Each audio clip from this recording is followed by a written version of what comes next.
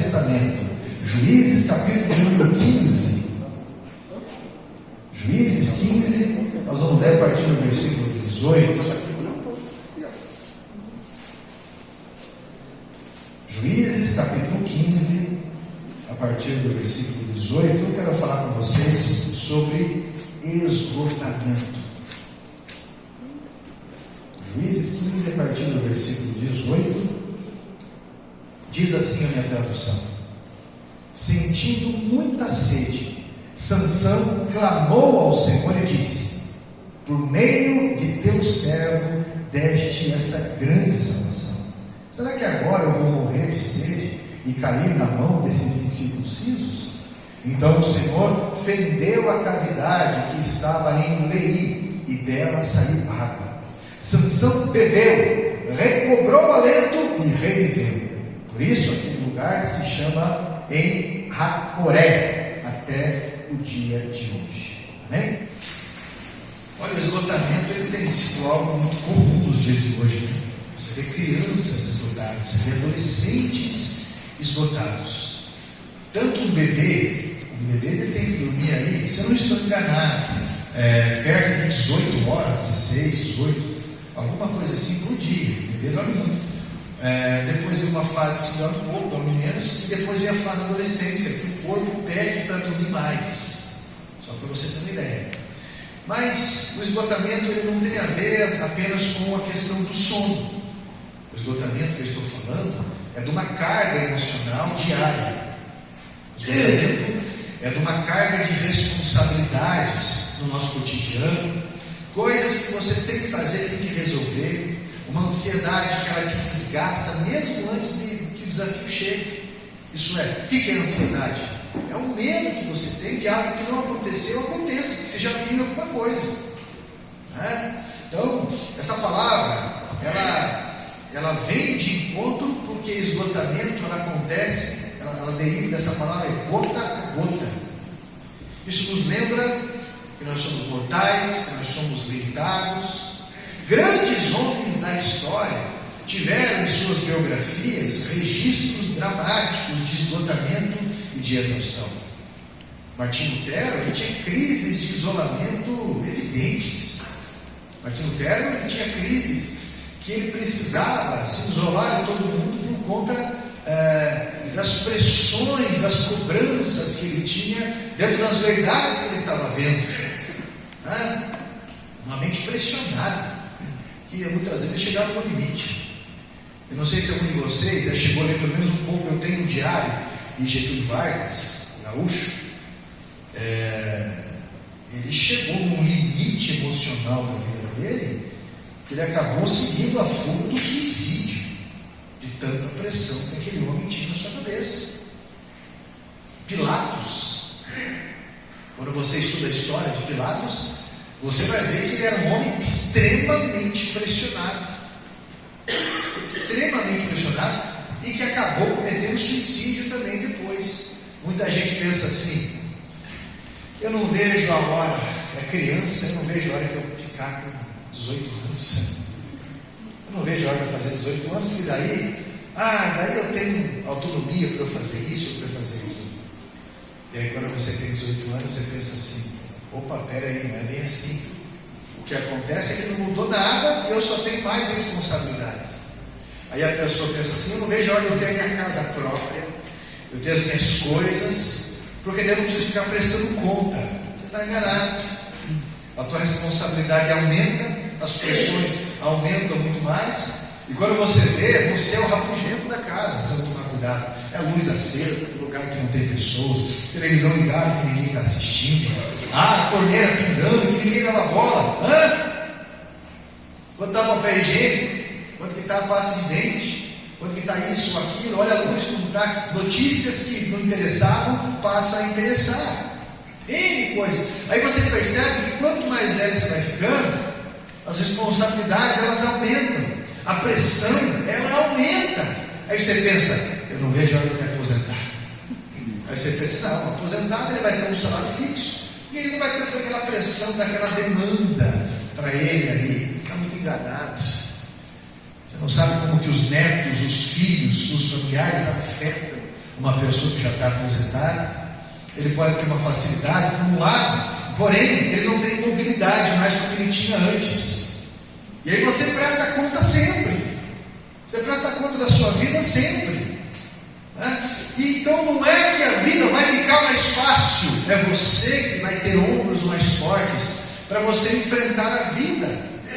Elias, homem de Deus, ele chegou ao ponto de pedir para que Deus o matasse, de tanto que ele estava pressionado. Elias estava esgotado.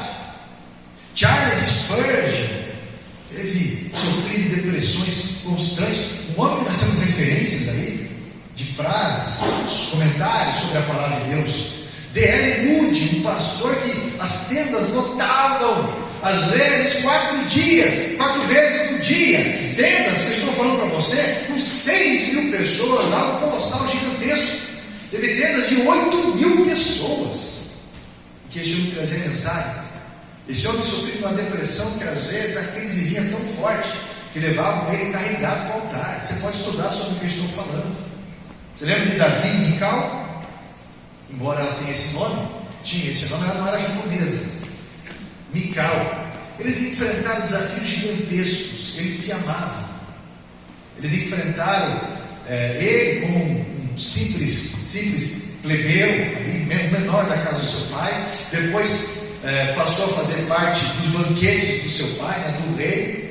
E depois a perseguição, o ciúme, da inveja do próprio pai Saul contra Davi. Isso é, em perseguições, Davi tendo que fugir da casa do sogro, ela tendo que ficar, e ele sempre se amando.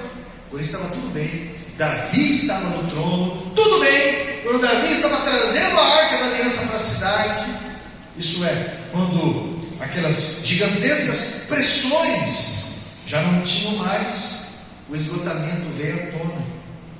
Ela teve ciúmes, as brigas estavam constantes, a separação estava ali, quando tudo a princípio estava bem, mas as pressões externas levaram a ter injustiças nas suas decisões e palavras. Talvez hoje eu me dirijo a alguém que está fatigado, alguém que está cansado, que não quer ver ninguém nesses dias, que não consegue mais dar assistência e que pouca energia lhe resta. E você vem até a palavra de Deus, esperando que a palavra de Deus ela traga uma compreensão sobre você. Eu tenho ouvido algumas pessoas esses dias dizerem: como é que pode, pastor? Eu não estou fazendo exercício, não estou fazendo nada, mas eu não tenho energia para nada. Eu não tenho vontade de sair da cama. Esse dia eu conversava com um homem, o pastor, ele chorou, ele falou: eu não tenho vontade de levantar, pastor, eu estou tão cansado, eu não tenho vontade de fazer nada, eu estou desanimado com a vida. E essas palavras estão ficando cada vez mais comuns. O que espanta às vezes são pessoas que já fizeram consideravelmente grandes feitos. Pessoas que já realizaram grandes feitos se encontram caídas, irreconhecíveis. Quando eu olho para a vida de Sansão, o nome Sansão significa pequeno sol, significa força. Um homem que julgou a favor de Israel por 20 anos, num período em que Israel não tinha reis. Deus levantou juízes que defendiam Israel. Sansão, um nazireu, um homem consagrado a Deus. Aí tinha algumas questões que ele tinha que manter na vida dele, como não passar navalha na cabeça, não cortar o seu cabelo, né? Tinha as suas 7 tranças ali, não poderia comer nada que derivava da uva, algo fermentado, não poderia tocar em algo morto. Isso era uma consagração para a vida. Então o nazireado era o momento que a pessoa fazia nazireado, ou alguém que era consagrado na vida. Então Sansão, ele era alguém que era consagrado. Ele demonstrou grande coragem, ele foi reconhecido pela sua força, pela sua ousadia. E mesmo os filisteus com um exército poderoso não conseguiam encarar Israel por conta de Sansão. Ele era um nazireu, alguém protegido por Deus mediante um propósito. Nós precisamos entender que não é o Carlos, não é Rafael, Rafael, não é Divaldo, é a palavra de Deus. Deus tem comprometimento com a sua palavra, não é com o Carlos. Se Carlos tiver comprometimento com a palavra de Deus, essa palavra ela lhe protege. Deus é fiel à palavra dele. O pastor Rogério sempre diz assim: nós temos uma grande vantagem e uma grande desvantagem. Qual que é a grande vantagem? Deus é fiel. E a grande desvantagem? Deus é fiel. E Ele é fiel à sua palavra. E o próprio Cristo diz: se vós estiverdes em mim, e eu estiverdes em vós, se as minhas palavras estiverem em vós, podereis pedir qualquer coisa, e vos será concedido.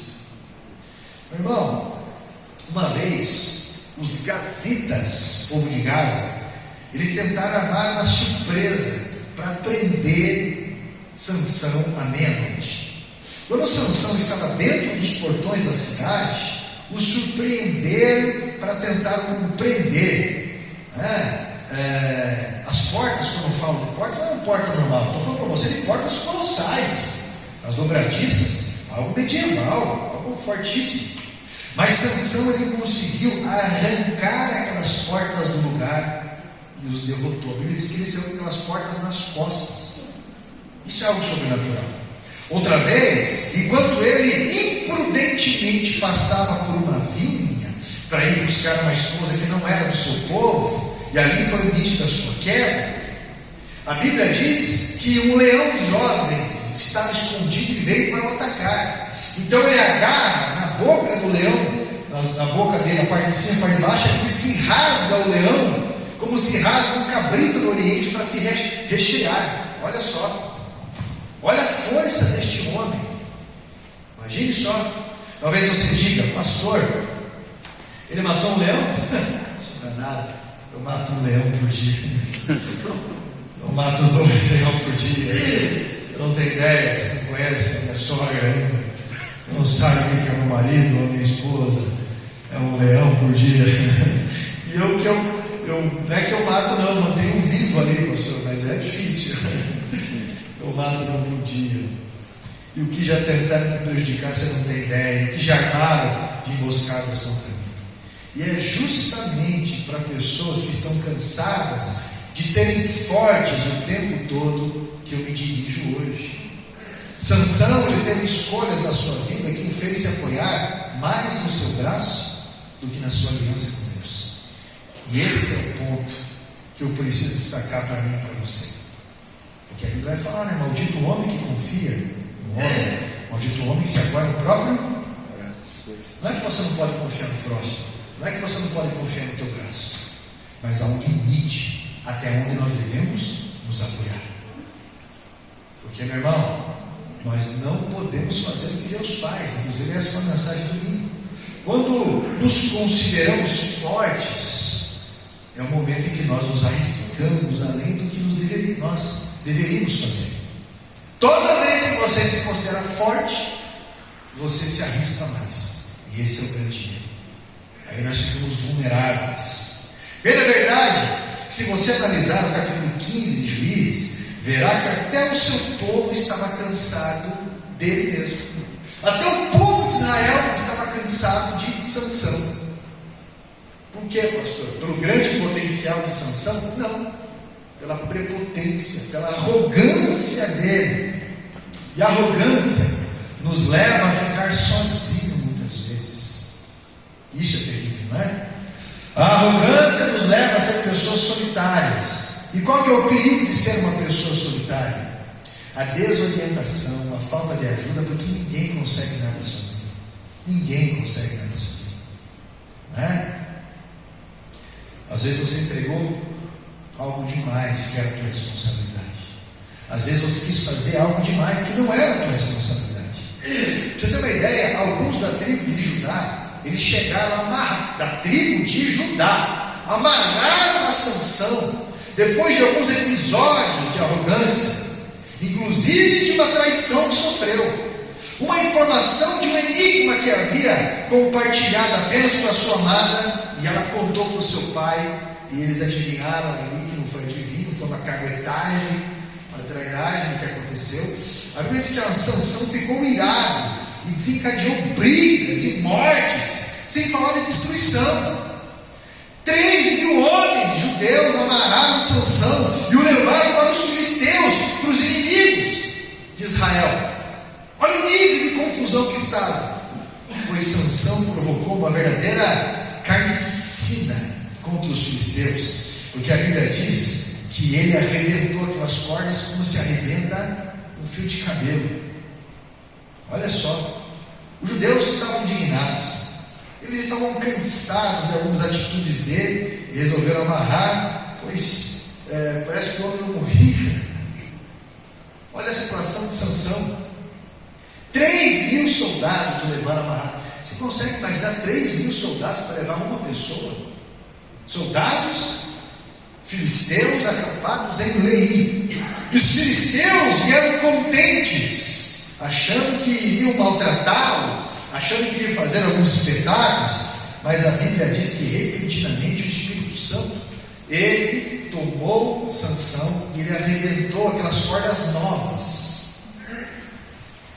E depois que ele arrebentou essas cordas novas, a Bíblia diz que tinha ali próximo uma queixada, um queixo de jumento ainda verde, um osso ainda verde, não estava seco. E aí você lembra dos filmes que você assistiu de Jack Chan, que todo e qualquer tipo de coisa virava uma ferramenta de batalha na mão dele.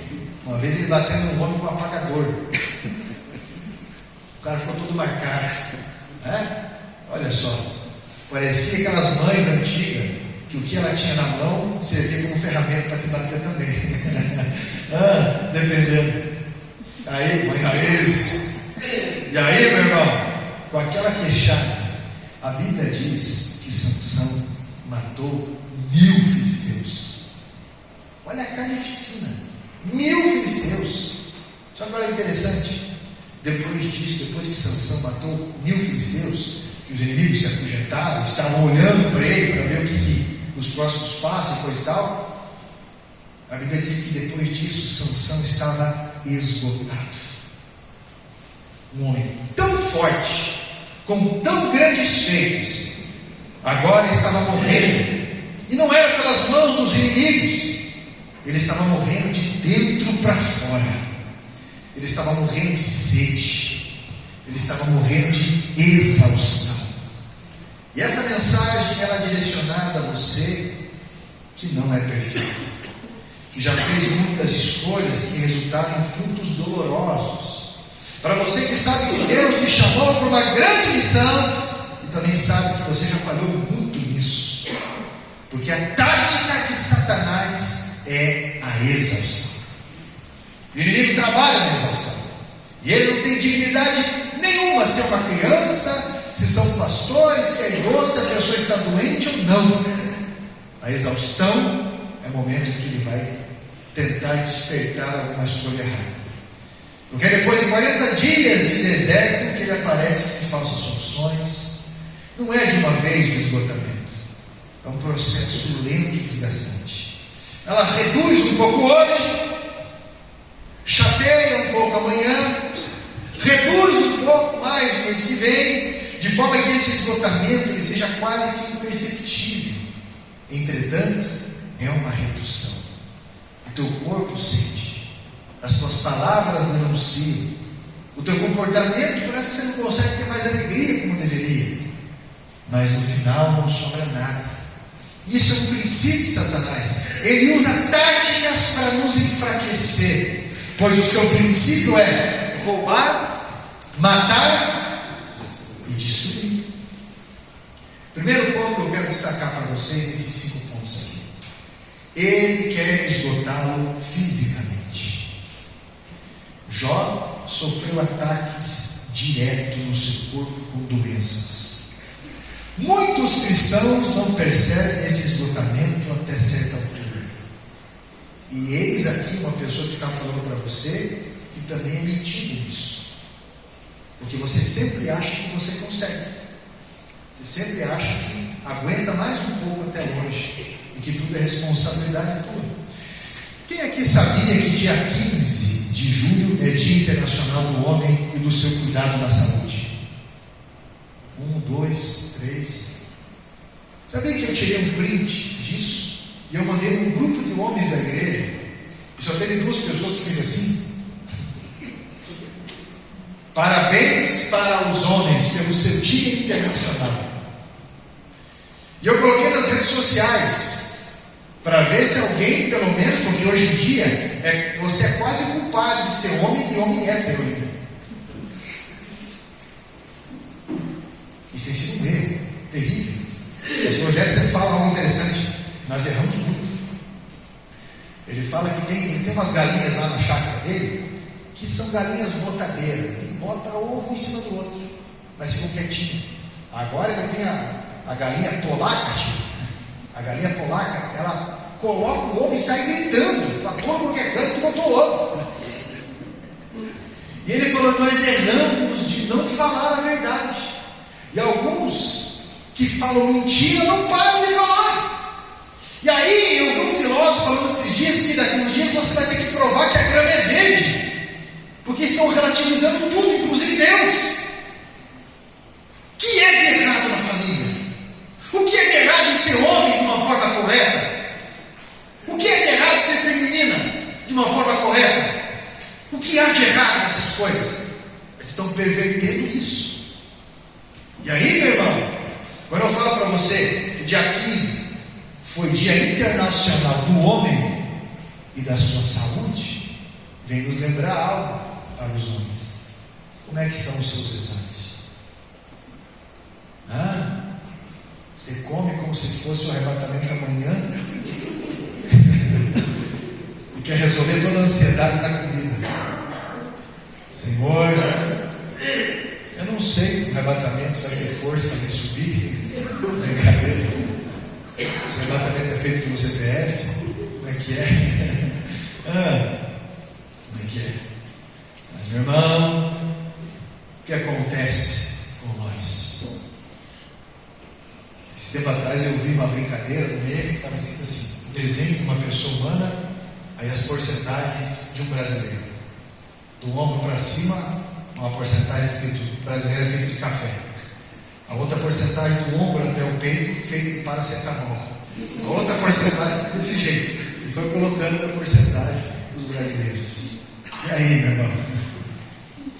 Você não vai perceber o esgotamento dia a dia, né? Isso faz com que a pessoa coma um pouco menos hoje, coma um pouco pior amanhã, faz com que durma um pouco menos hoje, faz com que fique um pouco mais fadigado, durma um pouco pior amanhã, e você levanta um pouco mais cansado amanhã. E aí assim a saúde ela vai sendo abalada, desgastada. Depois você fala: tem que começar a fazer caminhada. E vai quanto tempo fazendo esse anúncio, mas nunca faz, como se não fosse algo primordial. E olha, antes de você fazer uma caminhada, você tem que consultar um médico, você tem que fazer um exame de sangue, senão em uma caminhada você pode morrer. Tem uma pastora conhecida nossa, um amor de pessoa, um missionário, e ela ia fazer uma cirurgia e foi fazer alguns exames, e quando ela foi fazer esteira, não morreu. Literalmente o médico falou: você está literalmente por um fio. Por quê? Porque as veias do coração estavam entupidas e somente uma veia tinha uma pequena passagem de sangue. Ela tinha 1% de chance de vida. E é a semente de mostarda, onde semearam fé, né, que é o terreno mais fértil, mais que a semente seja pequena, semearam ela no chão mais fértil, que é a palavra de Deus. E ela não tem sequela nenhuma, graças a Deus. Mas e aí? Como é que está a nossa saúde? Você quer espiritualizar aquilo que não é para espiritualizar? Meu irmão, como é que está a nossa alimentação, nosso café da manhã? Como é que está o nosso almoço?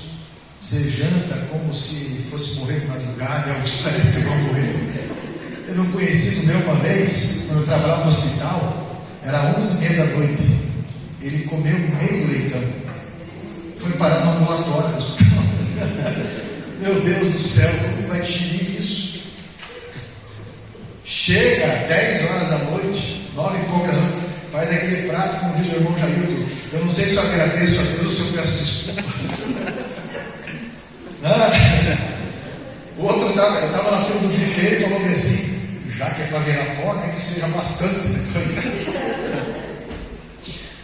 Mas de manhã, um pacote de bolacha recheada, 4 fatias de pão, café com leite, margarina que é plástico.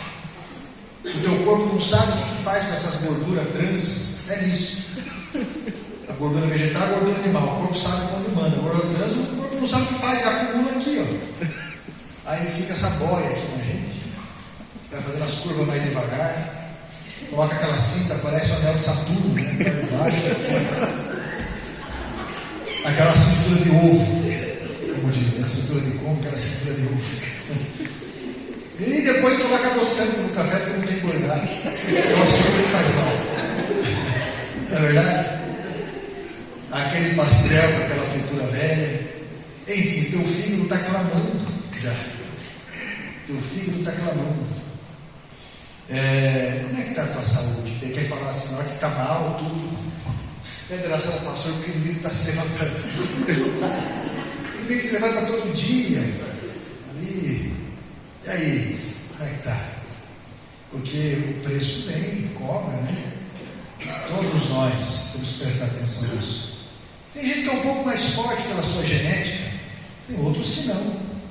Mas, meu irmão, depois de um tempo, a nível de responsabilidade, você aprende que o teu fígado não é só teu, é de todos aqueles que te amam também. Teu pulmão não é só teu, é de todos aqueles que te amam também. Não é? Esse tempo atrás, meu pai de criação, um homem muito abençoado, um homem que eu tenho como exemplo de muitas coisas na minha vida. E a minha mãe falou, filho, ela me liga quando ela fala desse jeito, desse tom, é porque é um B.O. Filho, você tem que conversar com teu pai, ele anda com umas dores, filho, e ele não vai médico. Pai que é metalúrgico, aposentado, antigo, do Velho Testamento, bebedo em milho assim, que nem abre a mão direito. Filho, teu pai não adianta, ele passa mal de manhã às vezes. E daí, assim que meu pai já me ligou, ele falou, daí, Tiago, eu liguei e falei, ô pai, daí, ligou? Então, não falou que você está com as dores aí? Não, já, sei lá o que acontece, eu estou com medo, eu acho que eu vou morrer. Mas, caralho, se for, também está tudo certo, tá bom, já está encaminhada, as filhas estão crescidas, já está encaminhada. Aí eu deixei para ter essa conversa pessoalmente com ele. Eu falei, pai, você acha que é assim, você está andando, daqui a pouco, pum, morri? Ou morri dormindo? Pai, a minha sogra estava com 54 anos e ela estava vomitando fezes. Porque um câncer que começou no intestino pegou o pâncreas e depois empedrou tudo. Ela tinha vontade de comer as coisas e ela não conseguia comer. E quando ela queria comer para sentir o sabor, aquele pouco que ia para lá e tentava digerir já voltava aquele cheiro de fezes. Tinha que abrir um buraco nela aqui, ela tinha que colocar remédio por aqui e ela morreu sequinha. A gente tinha feito plásticas, monoplastia, várias coisas. Mas e aí? Pai, se você vai de uma vez, é uma coisa. Ainda tem que prestar atenção na salvação. Mas, e aí? Você vai ficar aí? Imagina o pai visitar você. Ai, isso é triste demais. Há 20 e tantos anos eu faço visita em UTIs. E é duro você chegar lá, as pessoas entubadas que olham para você, às vezes só mexe o olho. E quando você vai na casa da pessoa, a pessoa já não mexe mais nada, não consegue falar, é tudo piscando, escorre lágrima. E aí, pai? Não é mais fácil você pegar e fazer um exame? Não, eu vou marcar, então bora. Não, eu já marquei para você. Marquei para ele, mas não tem plano. Não, é R$100 a consulta ali. Foi, o médico pediu, o que é essa dor? É aqui. Fez lá, pagou o exame, R$250 o exame, fez tudo. Era uma pequena hérnia que tinha ali, não compensava operar pela idade dele, e ele só não podia fazer alguns tipos de esforço. Acabou o problema, e acabou o problema aqui também. Que pensavam, não, é próstata, eu morro, mas não faço exame. Pensavam literalmente que era próstata. E aí, meu irmão? O esgotamento físico é muito sério. Tem tomado água, e não é água mineral não, e também não é água da torneira, é água filtrada. Tem tomado água, Como é que está? Geralmente a pedra acontece no verão e se manifesta no inverno. Literalmente, a mesma coisa você pegar uma pimenta, daquela pimenta mais forte que você conhece no óleo, você coloca na tua boca e fica queimando a tua boca. É exatamente aqui no meio que eu já tive essa crise. E é exatamente, parece que tem uma pimenta dentro de você e que não tem como passar, você vomita de dentro. Gente, quem tem a frequência de ir em hospitais, como eu tenho, vai saber do que eu estou falando. Nós podemos prevenir muita coisa. Esse mês mesmo já fiz uma bateria de exames, pelo menos uma vez no ano você tem que acompanhar tudo. Mas muita coisa eu aprendi na dor. Então, meu irmão, como é que está o esgotamento físico dele? É importante acompanhar, né? Homem, mulher, pode ser jovem, seja quem for. Porque o inimigo quer se aproveitar disso. Segundo ponto, esgotamento no coração do homem. Se você não atentar para o objetivo do inimigo, se estiver ignorante do que o inimigo possa fazer, você pode se encontrar certo dia misteriosamente em desconforto. Isso é, você sente-se um tanto inquieto hoje, um tanto oprimido amanhã, um tanto fadigado depois de amanhã. A sua paz vai embora um pouco hoje, até ser completamente retirada a sua alegria, e você não tem mais contentamento na tua vida, onde parece que as coisas não têm mais sabor para você desfrutar, e você vai entrando num estado de fadiga e desespero. Por quê? O inimigo, ele quer trabalhar exatamente no teu emocional, onde nada mais vai ter alegria ou prazer para você. E aí, se você colocar o prazer da tua vida na tua esposa, no teu marido, nos teus filhos, nos teus pais, você está entrando naquela palavra, maldito do homem que confia no homem e se acorda para o homem. Isso é, há um limite até onde você coloca essa alegria nessas pessoas. Há um limite até onde você tem que ter, sim, você vai depositar também, mas há um limite. E você vai perceber várias vezes na Bíblia puxando a nossa alegria no Senhor, isso é, na esperança da manhã, o senso de missão de cada dia, ele vai nos trazendo contentamento. E daqui a pouco você abre a geladeira, não é isso. Você vai naquelas redes que você procura vários filmes, não é isso. Você dorme, levanta, você vai no shopping, no lugar, compra as coisas, você vê, não é isso. O que é? O que é esse vazio? Senão Deus. Deus está chamando você para se aprofundar nele. A alegria do Senhor é a nossa força, e você precisa descobrir essa alegria. Precisa entender esses níveis de louvor, de oração. Precisa entender esse contentamento que vem, onde pessoas como o próprio apóstolo Paulo, que estava preso, sem dever nada, traído, caluniado, abandonado, ameaçado e julgado. E ele escreveu Filipenses 4:4, onde diz: alegrai-vos, outra vez nos digo, alegrai-vos, porque perto está o Senhor.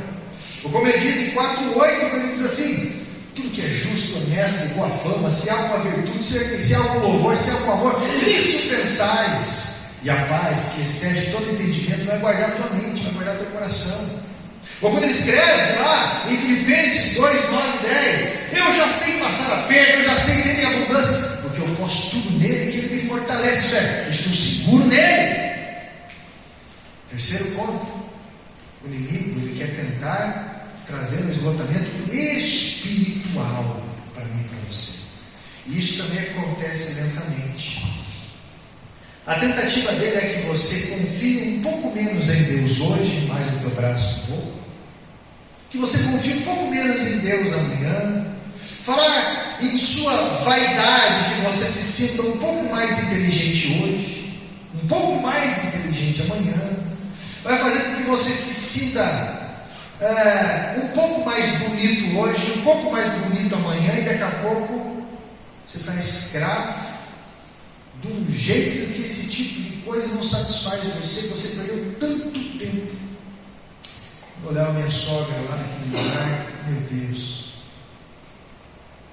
Quando você vê pessoas assim, você tem que cuidar do teu corpo, você tem que cuidar da tua beleza, lógico que sim, você tem que cuidar da tua aparência, hálito, todas essas coisas, mas eu estou dizendo que se apoiar demais nisso é um grande erro, porque assim como a erva do campo, a Bíblia diz que isso passa. Em vez disso, a sua tática é que os filhos de Deus se afastem, tática do inimigo, os filhos de Deus se afastem cada vez mais de Deus. Um pouco mais hoje, um pouco mais no culto eu me afasto amanhã, por causa do trabalho, um pouco mais porque eu preciso descansar, um pouco mais porque eu preciso de lazer, um pouco mais porque eu preciso disso. Isso é, desculpas boas por uma finalidade desastrosa. E pessoas que estavam envolvidas num trabalho de fé, numa missão, pessoas que estavam envolvidas num culto de quinta-feira, num culto de quarta, num culto de domingo, e depois já não vou no culto de quinta, já não faço mais parte disso, e aí espera algum motivo para se apoiar, para dizer assim, por isso que eu não vou mais nisso. E aí daqui a pouco a pessoa só vem no domingo, está pendurada no culto de domingo que nem vem às vezes. E mesmo a igreja, essa igreja aqui, 4 semanas, são 16 cultos que tem. Acaba vindo 2 cultos no mês, ou às vezes nenhum. E as desculpas, elas são cada vez piores. E aí, a pessoa está tão fraca espiritualmente, que aceita o pecado gradativamente, até ir apagando o Espírito Santo da vida. Como aconteceu com Sansão. 4º ponto. O inimigo ele vai trabalhando para o esgotamento do tempo. Isso é, usa uma tática como Félix fazia com Paulo. Exigia grande esforço de Paulo, mas não apresentava resultados. Temos os roubadores de tempo na nossa vida, coisas sem resultado. Se eu falar para você que um tipo de roubador de tempo na nossa vida é a vida virtual. A vida virtual até uma altura, ela é boa. Comunicação, divulgação ou lazer, ela é boa. Agora, alguns viram a noite jogando videogame, jogos online. Alguns nas redes sociais escravizaram. Isso é 1 hora, 2, 3 horas que passa rápido ali na rede social, fica com o braço doendo. Não tem um versículo que lê no dia. Não tem um momento de oração, um momento de Deus. E ainda existem pessoas usando as redes sociais de uma forma desequilibrada, errada. Isso é, rouba um tempo que deveria ser produtivo, construtivo. Pessoas que não querem nada com nada e ficam exigindo sua atenção, como Félix fez com Paulo. Sansão gastou o seu precioso tempo com vaidades e prostitutas. E com isso, o fez esgotar o que lhe mantinha de pé. O índice de pornografia é muito grande. O homossexual, por exemplo, ele é alimentado por pornografia. Se ele não assistir, ele mata alguns desejos dentro dele. Ele vai matando. Isso é um câncer na sua ótica. Um homem, a Bíblia vai encarar tudo como uma perversão sexual. Tudo. Qualquer posicionamento que não seja de marido e mulher. E dentro do direito bíblico. Mas a pornografia, pasmem vocês, e também não é surpresa, é absurdamente comum. Só que antes era muito comum homens, meninos. Hoje, pornografia em homens casados, religiosos, tem uma demanda muito grande. E nas meninas também, e mulheres. Então a proporção hoje está na estatística que eu estava vendo, 60% de homens e 40% de mulheres. E isso traz um desgaste também de tempo gigantesco. Desgaste mental em todos os sentidos. E a estratégia do inimigo é exatamente essa. 5º ponto. O inimigo quer trazer esgotamento à consagração. A perda de consagração significa perda de poder. E a perda do testemunho significa que você perde a presença de Deus nas suas respostas de vida. Sansão era um nazireu, fruto de um voto de consagração. Ele deveria ter uma rotina de amizade com Deus, pois a sua força, ela vinha dos segredos que ele tinha com Deus. Muitos sabem perder a paciência com pessoas, mas não sabem perder a paciência jogando a sua vida contra Satanás. E aí você vai ver a diferença de consagração. Você não vai saber se eu sou uma pessoa espiritual ligada a Deus porque eu canto, prego, porque nós falamos ou gostamos. Você vai saber o dia que você pisar no meu calo, o que é a palavra perdão, o que é a palavra oferta de vida, o que é a palavra paciência com pessoas que desgastam você, tombar e levantar. E aí que você vai saber se uma pessoa é espiritual ou não, mediante aos desaforos que se fazem. Naquele filme último que saiu sobre o apóstolo Paulo, quando Paulo está preso, e eles fazem uma conjectura, homens que são rasos ainda na fé se organizam e para matar soldados romanos para resgatar Paulo. E quando chega até Paulo, Paulo fala assim: vocês estão tomando uma atitude que não tem nada a ver com o cristianismo, não é o Deus que eu conheço, que eu tenho apresentado para vocês. E aí os homens ficam impactados e tudo mais. Nós precisamos abrir a nossa boca e pedir a Deus que nos ajude a vencer, seja qual for o desafio diário. Nós precisamos ter uma aliança com Deus de tal forma que entendamos o pensamento de Deus sobre tal situação. Porque o que de mais precioso o cristão tem, é o que fala em Corinto, a Bíblia, no livro de Coríntios, é a mente de Cristo. O que mais valioso o cristão tem é a mente de Cristo. Isso é, a opinião de Deus sobre as situações. Meu irmão, quando você começa a conhecer a opinião de Deus sobre as situações, isso vai trazer uma paz e objetivo no teu coração para você se posicionar até o ponto do inimigo fugir. Há pessoas que é muito fácil você cutucar e elas virarem ali um dragão de Komodo, um veneno até nos dentes. Pessoas que não conseguem se voltar a Deus porque não tem uma vida de consagração, não conseguem apresentar a Deus a sua causa, mas vive brigando com o próximo, arrumando confusão com o próximo, e no primeiro cutucado que dá, qualquer coisa eu meto a mão na cara. Essa é a resposta. Que tipo de consagração que é? Eu já vi pessoas falar: não, eu sou batizado, mas meu braço não. Que tipo isso? E a desculpa, que não está escrito na Bíblia esse versículo, e alguns usam dizendo assim: pastor, mas ninguém é de ferro. Já viu essa desculpa? Ninguém é de ferro. Ferro não é eterno. Agora, o que o Senhor confiou a nós, que a sua presença é eterna e é mais forte do que tudo isso. A pessoa que continua suportando o desgaste de Satanás, permitindo que o diabo lhe desperdice a energia, a alegria e a vida espiritual, caiu nas artimanhas do inimigo.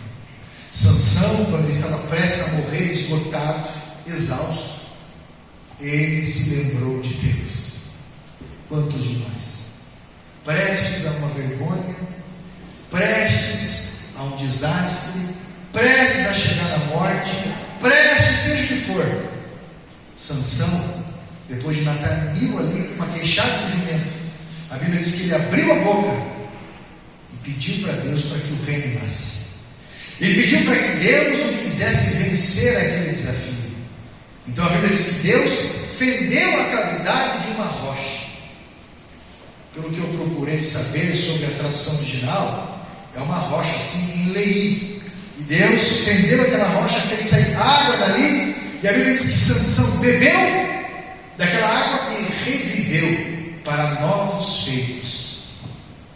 Talvez eu me dirija hoje a alguém que já amou muito a sua família, alguém que já amou muito a vida, mas hoje está sem inspirações. intimidado por uma rotina que te afasta desse presente de Deus. Talvez eu me dirijo hoje a uma pessoa que falava assim: deixa comigo, pastor, que eu resolvo, eu assumo tal grupo, eu faço tal coisa, eu carrego um bonde nas costas. Mas hoje, então, não vou nem começar, porque fulano, porque ciclano, porque isso, porque o povo é complicado, mas o povo sempre é o povo. E se eu me apoio no meu braço, eu não consigo resolver nada. Todo líder aprende a conduzir o povo. Talvez eu fale para alguém que está esgotado em outras áreas, mas que por conta do tempo não dá para estender tanto essa mensagem. Mas eu quero dizer para você que essa rocha que Deus fendeu, ela tipifica Jesus, a água da vida.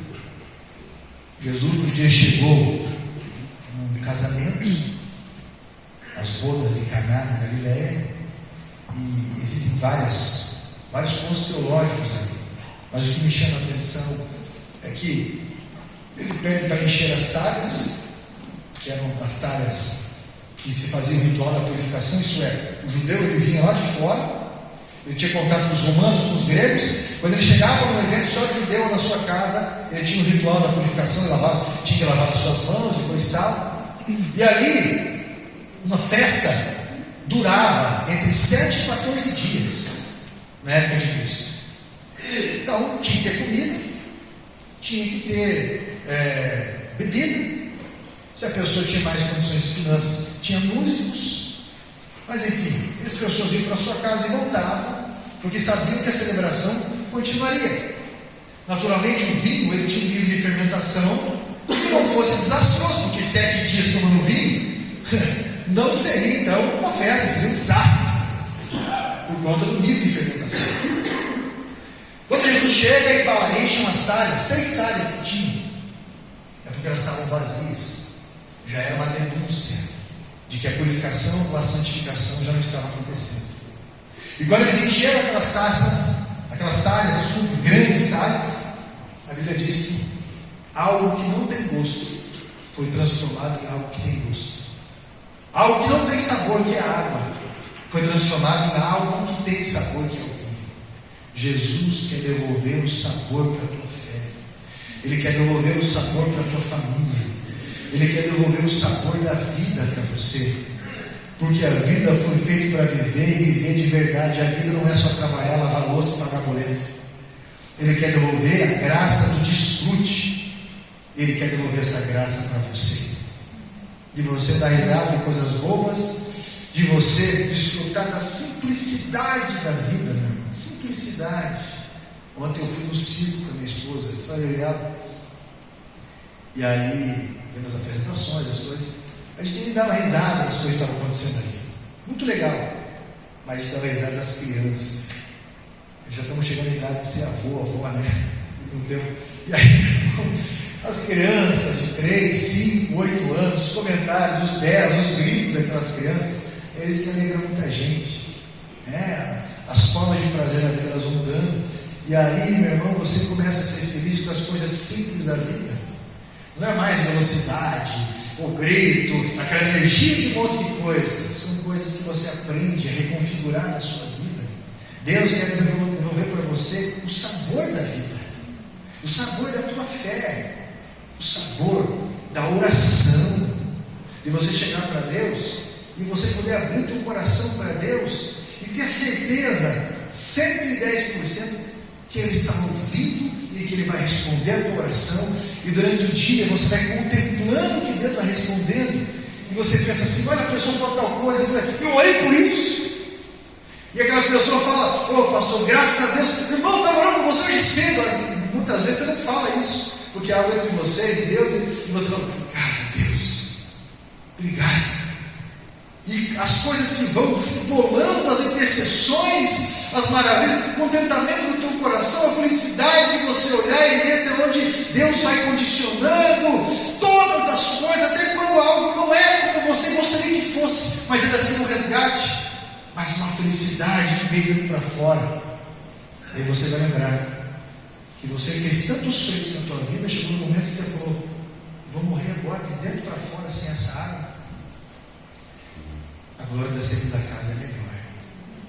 Quando a Bíblia fala, lá no Velho Testamento, sobre a glória da segunda casa, não está falando de um templo, não. Está falando sobre Jesus. Está falando sobre isso. Aquele que viria. E necessário que adoremos em espírito e em verdade. Eu quero te dizer que a resposta de Deus para o sofrimento do homem foi a rocha ferida que deu vida. A rocha é Jesus, que foi ferido por conta dos nossos fardos. E quando você confia demais no teu braço, significa que você quer carregar fardos que não são mais seus. Portanto, eu quero convidá-lo a beber dessa fonte da água da vida. Jesus Cristo, o apóstolo João registrou em João 7, capítulo 7, versículo 37 e 38. Jesus Cristo disse: se alguém tem sede, venha a mim e beba. Quem crê em mim, como diz a Escritura, do seu interior fluirão rios de água viva. Ele te dará forças, Ele te dará respostas da palavra de Deus que outras pessoas vão viver, vão beber e vão viver. Beba da fonte certa, beba da fonte, meu irmão, que vai revigorar você para uma nova vida, para melhor vida. Deus quer fazer isso com você, meu irmão, mas você vai começar hoje a entender que essa exaustão que o inimigo está tentando atacar você, é você que às vezes pode estar dando muita legalidade. Hoje começa uma mudança na tua vida. Você não é culpado de ter nascido um homem, não. Você não é culpado de ter nascido mulher, não. Deus não errou quando te fez. Deus amou você e fez você exatamente assim. Só que às vezes nós nos estragamos, não é? Mas se você for ter a fonte, meu irmão, Ele vai revigorar a tua vida, vai derramar uma graça poderosa, e aquilo que parecia o fim é só um novo começo. É só uma vez eu estava muito triste porque eu não passei na entrevista no setor. Eu falei: o que eu fiz de errado? Perguntaram para mim: o que é um hospital para você? Eu falei: um hospital, assim como uma empresa, para mim é como um corpo. Todos os setores têm que funcionar, blá blá blá blá blá blá. Reprovei. E aí eu falei: puxa, fiquei triste, mas eu me reservei, fiz uma oração: Senhor, obrigado, o Senhor sabe de tudo. Naquele mesmo mês, eu passei uma prova interna num setor que eu trabalhava metade do tempo e ganhava o dobro de salário, e num setor muito melhor. Aí eu ouvi o rapaz que passou, eu falei: rapaz, pelo amor de Deus, aquela chefe lá é o capeta em família. A chefe pede para eu fazer emocional de manhã com os funcionários. É a graça de Deus ali, né? Acabei virando secretário dos médicos ali e tudo mais. Mas então, meu irmão, nós não entendemos algumas coisas, mas quando você vai até Deus, Ele revigora a tua vida. Vamos fazer uma oração? Se coloque em pé, por favor. Coloca a mão no teu peito. O que você está esgotado? O que você está confiando demais no teu braço? O que está acontecendo? Dessa fadiga, ou seja, o que? Às vezes você quer cuidar demais do teu filho, da tua filha. Às vezes você quer cuidar demais do teu pai, da tua mãe. Você acaba estragando eles. Você quer cuidar demais do teu marido, da tua esposa, de um jeito que você acaba estragando. E aí, você se fadiga, você causa exaustão. Deus hoje quer trazer para mim, para você, um entendimento que vem do céu. Eu quero orar e você vai entregar esse fardo para Jesus e vai pedir sabedoria na tua vida. Amém?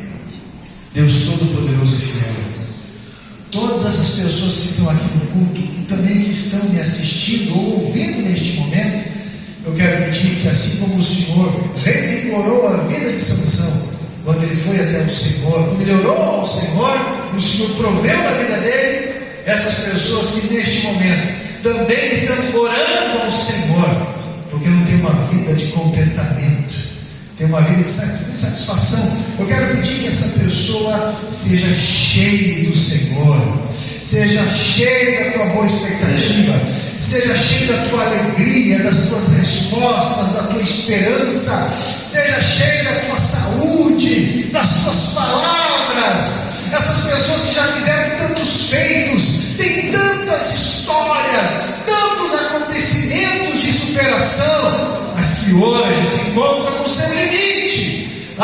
Espírito Santo, renova hoje essa pessoa com o poder do céu, renova a partir deste momento essa pessoa, Pai, com uma reconfiguração da sua vida, renova este homem, esta mulher, nestas áreas que estão me desgastando tanto, por favor, Espírito Santo de Deus, e que Satanás caia por terra neste momento, em todas as suas perturbações, em todas as suas tentativas, que ele seja frustrado mais uma vez, que caia por terra mais uma vez. Assim, meu Deus, nós ligamos aos céus para o teu louvor, para a tua glória, te agradecendo por todos esses benefícios da cruz, do teu trono, em nome de Jesus. E todos digam.